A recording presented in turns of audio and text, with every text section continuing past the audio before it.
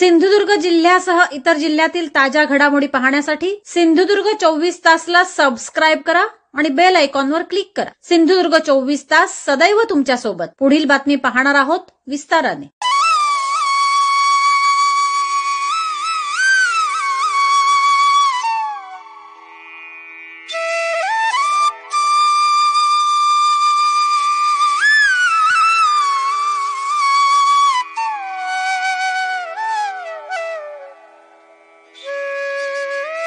दक्षिण कोकणचे प्रति पंढरपूर म्हणून प्रसिद्ध असलेल्या श्रीदेवी सोनुर्ली माऊलीचा वार्षिक जत्रोत्सवास आज प्रारंभ झाला आहे।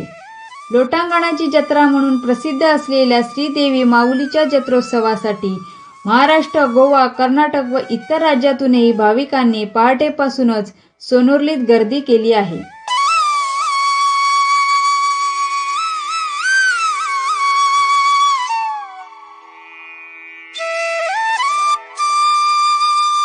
नमस्कार, मी आशावरी शेट्टी आहे आणि आज आपण इथे आहोत सोनुर्ली माऊलीच्या जत्रा उत्सवाला।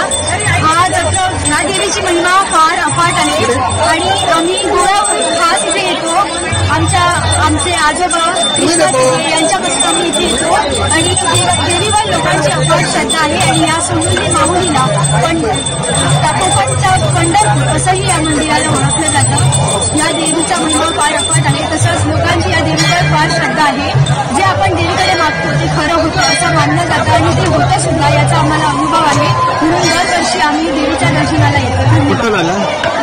कुठून आला? गोवा। नाव काय? आशावरी शेट्टी।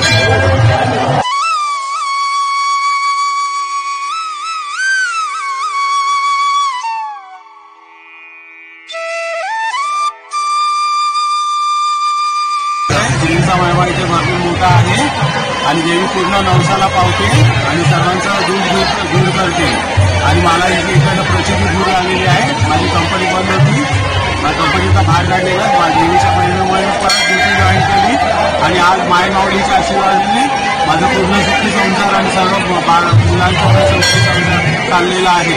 हा देवीचा महिमा हा इथे जागृत देवस्थान आहे। इथे जर सर्वजण आले तर आपली मनोकामना सांगितले तर माय माऊली तिच्या देवी पूर्ण करून देते। एवढं बोलून नाव काय? संजय यशवंत गायकवाड।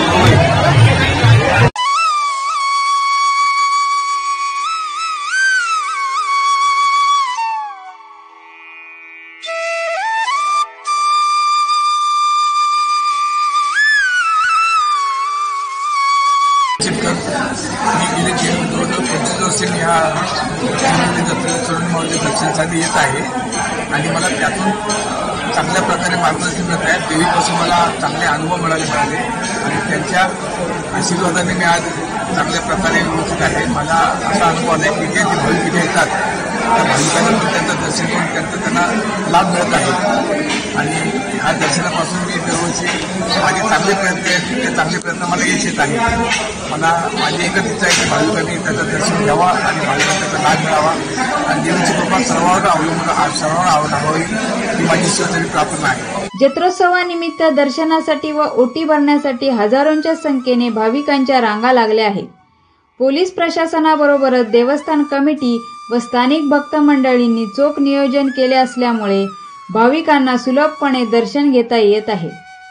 रात्री उशिरा लोटांगण सोहळा संपन्न होणार आहे। पुरुष व महिला आपले नवस फेडणार आहेत। उद्या तुळाभारानंतर उत्सवाची सांगता होणार आहे।